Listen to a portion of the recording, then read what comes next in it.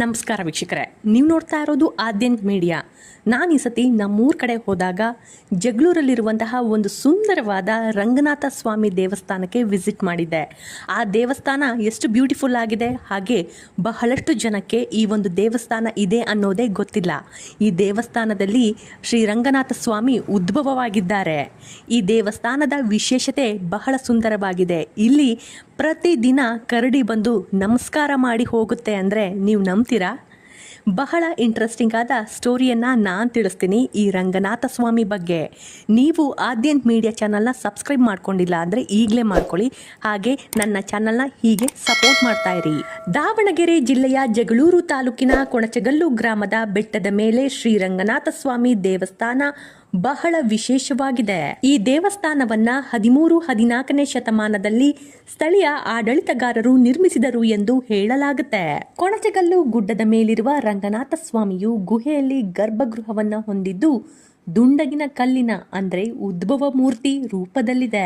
ಬಲಪಕ್ಕದಲ್ಲಿ ಗುಹೆಯಲ್ಲಿ ಲಕ್ಕಮ್ಮ ಅಥವಾ ತೊಳಸಮ್ಮ ಎಂಬ ಹೆಸರಿನ ದೇವತೆ ಸುಮಾರು 15 ಅಡಿ ಎತ್ತರದ ಸಣ್ಣ ಶಿಲೆ ಇದೆ. ಗರ್ಭಗೃಹ ಪ್ರವೇಶ ದ್ವಾರದಲ್ಲಿ ಕೆಲವು ಹಳೆಯ ಖಡ್ಗಗಳು ಮತ್ತು ಇತರೆ ಆಯುಧಗಳನ್ನ ಈಗಲೂ ಕೂಡ ನಾವು ನೋಡಬಹುದು. ಚೈತ್ರ ಮಾಸದಲ್ಲಿ ಅಂದ್ರೆ ಏಪ್ರಿಲ್ ತಿಂಗಳಲ್ಲಿ ನೆರವೇರುವಂತಹ ವಾರ್ಷಿಕ ಹಬ್ಬದಲ್ಲಿ ಸಾವಿರಾರು ಜನರು ಒಟ್ಟಾಗಿ ಸೇರಿದಾಗ ಪವಾಡಗಳನ್ನ ಮಾಡಲು ಇವುಗಳನ್ನ ಬಳಸ್ತಾರಂತೆ. ಈ ದೇವಸ್ಥಾನದ ಬಳಿ ಕಂಡು ಬರುವಂತಹ ಸುಂದರವಾದ ಪುಷ್ಕರಣಿಯು 17ನೇ ಶತಮಾನದಲ್ಲಿ ದಳವಾಯಿ ಮುದ್ದಣ್ಣ ನಿರ್ಮಿಸಿದನು ಎಂದು ಹೇಳಲಾಗುತ್ತೆ. ಹೀಗಾಗಿ ಇದನ್ನ ದಳವಾಯಿ ಮುದ್ದಣ್ಣನ ಹೊಂಡ ಅಂತಾನೆ ಕರೀತಾರೆ. ದಳವಾಯಿ ಮುದ್ದಣ್ಣನು ಕೊಣಚಗಲ್ ಗುಡ್ಡದ ರಂಗನಾಥ ದೇವರ ಬಳಕೆಗಾಗಿ ಶಿಲ್ಪಕಲೆಗಳಿಂದ ಆಧಾರವಾಗಿರುವಂತಹ ಕಲ್ಲಿನ ಭಾಗಗಳ ಉತ್ತಮ ಮಂಟಪವನ್ನ ದಳವಾಯಿ ಹೊಂಡದ ಬಳಿ ಸ್ಥಾಪಿಸಿದ್ದಾನಂತೆ. ಅಲ್ಲಿ ಒಂದು ಶಿಲ್ಪ, 3 ಹಸುಗಳು, 1 ದೇಹ ಮತ್ತು 3 ತಲೆಗಳು, ವಿವಿಧ ಭಂಗಿಗಳ ಕುಶಲ ಸಂಯೋಜನೆಗಳಿವೆ. ಮಂಟಪದ ವಾಯುವ್ಯ ದಿಕ್ಕಿನಲ್ಲಿರುವಂತಹ ನಾಮದ ಗುರುತಿರುವ ದುಂಡಗಿನ ಕಲ್ಲನ್ನ ಊರೇ ಕೊಂಡಪ್ಪನ ಮೂರ್ತಿ ಎಂದು ಗುರುತಿಸಲಾಗುತ್ತೆ. ಈ ಗುಡಿ ರಂಗನಾಥನಿಗಿಂತ ಹಳೆಯದು ಹಾಗೂ ಈ ಸ್ಥಳದ ಮೂಲ ದೇವರೆಂದು ಹೇಳಲಾಗುತ್ತೆ. ಗರ್ಭಗುಡಿಯಲ್ಲಿರುವಂತಹ ಶ್ರೀರಂಗನಾಥ ಸ್ವಾಮಿ ಬಗ್ಗೆ ಹೇಳಲೇಬೇಕು. ವಿಗ್ರಹ ಬಹಳ ಆಕರ್ಷಕವಾಗಿದೆ. ಗುಹೆಯಲ್ಲಿದೆ, ಹಾಗೆ ಶೇಷನಾಗನ ಮೇಲೆ ಮಲಗಿರುವ ಭಂಗಿಯಲ್ಲಿದೆ. ಈ ದೇವಸ್ಥಾನದ ಮತ್ತೊಂದು ವಿಶೇಷತೆ ನಿಜಕ್ಕೂ ಆಶ್ಚರ್ಯ ಆಗುತ್ತೆ. ಮನುಷ್ಯರನ್ನ ಕಂಡ ತಕ್ಷಣ ದಾಳಿ ಮಾಡುವಂತಹ ಕರಡಿಗಳು ಜಿಲ್ಲೆಯ ಜಗಳೂರು ತಾಲೂಕಿನ ಕೊಣಚಗಲ್ಲು ರಂಗನಾಥ ದೇವಸ್ಥಾನಕ್ಕೆ ಆಗಮಿಸಿ ಜನರ ಜೊತೆ ಅನ್ಯೋನ್ಯವಾಗಿರುತ್ತೆ ಅಂದ್ರೆ ನೀವು ನಂಬ್ತೀರಾ? ನಿಜಕ್ಕೂ ಕೂಡ ಇದು ವಿಶೇಷವಾಗಿದೆ.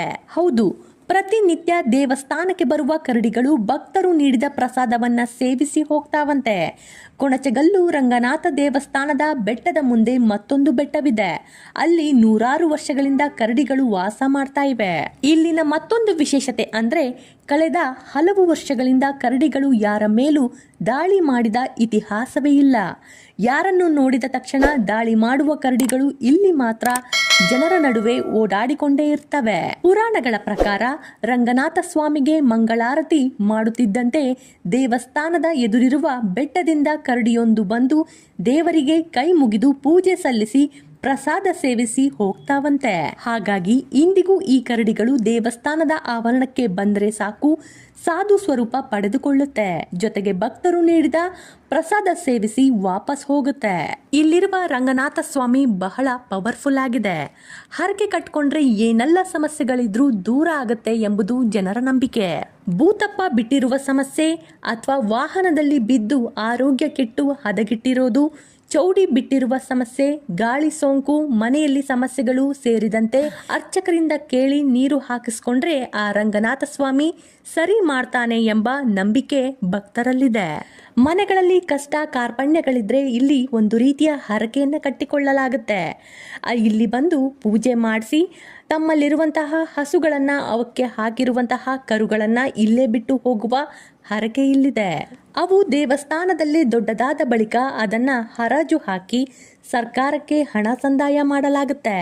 ಈ ದೇವರನ್ನ ಈ ಭಾಗದ 10 ಹಳ್ಳಿಗಳ ರಕ್ಷಕನೆಂದು ನಂಬಲಾಗಿದೆ. ಕಠಿಣ ಸಮಸ್ಯೆಗಳಿದ್ದಾಗ ಇಲ್ಲಿ ಬಂದು ಹರಕೆ ಹೊತ್ತರೆ ಅವುಗಳು ದೂರವಾಗ್ತವೆ ಎಂಬ ಬಲವಾದ ನಂಬಿಕೆ ಈಗಲೂ ಇಲ್ಲಿದೆ. ಈ ದೇವರನ್ನ ಸ್ಥಳೀಯರು ಅತ್ಯಂತ ಶಕ್ತಿಯುತ ಪವಾಡ ಪುರುಷ ಎಂದು ನಂಬ್ತಾರೆ. ವಿಶೇಷವಾಗಿ ದನಕರುಗಳಿಗೆ ಬರುವ ರೋಗ ರುಜಿನಗಳು ಹೋಗಬೇಕು ಅಂದರೆ ಭಕ್ತರು ಇಲ್ಲಿಗೆ ಬಂದು ದೇವರ ನೀರನ್ನ ಹಾಕಿಸಿಕೊಳ್ಳೋದು, ಅಂದರೆ ಪವಿತ್ರ ಜಲದಿಂದ ಅಭಿಷೇಕ ಮಾಡಿರುವಂತಹ ನೀರನ್ನ ಹಾಕಿಸ್ಕೊಂಡ್ರೆ ಎಲ್ಲ ರೋಗ ರುಜಿನಗಳು ಹೋಗಿಬಿಡುತ್ತೆ ಎಂಬ ಸಂಪ್ರದಾಯ ಇಲ್ಲಿದೆ. ಇನ್ನು ದೇವಸ್ಥಾನದ ದರ್ಶನದ ಸಮಯದ ಬಗ್ಗೆ ಮಾತಾಡಲೇಬೇಕು.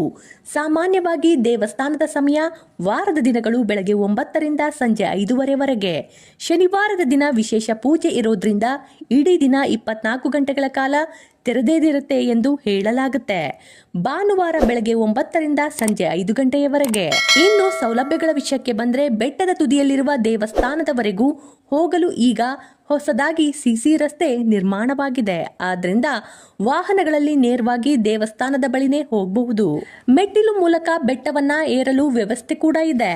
ದೇವಸ್ಥಾನವು ಬೆಟ್ಟದ ಮೇಲಿರೋದ್ರಿಂದ ಕುಡಿಯುವ ನೀರು ಮತ್ತು ಲಘು ಆಹಾರವನ್ನ ಜೊತೆಯಲ್ಲಿ ತಗೊಂಡು ಹೋದ್ರೆ ತುಂಬಾನೇ ಒಳ್ಳೆಯದು.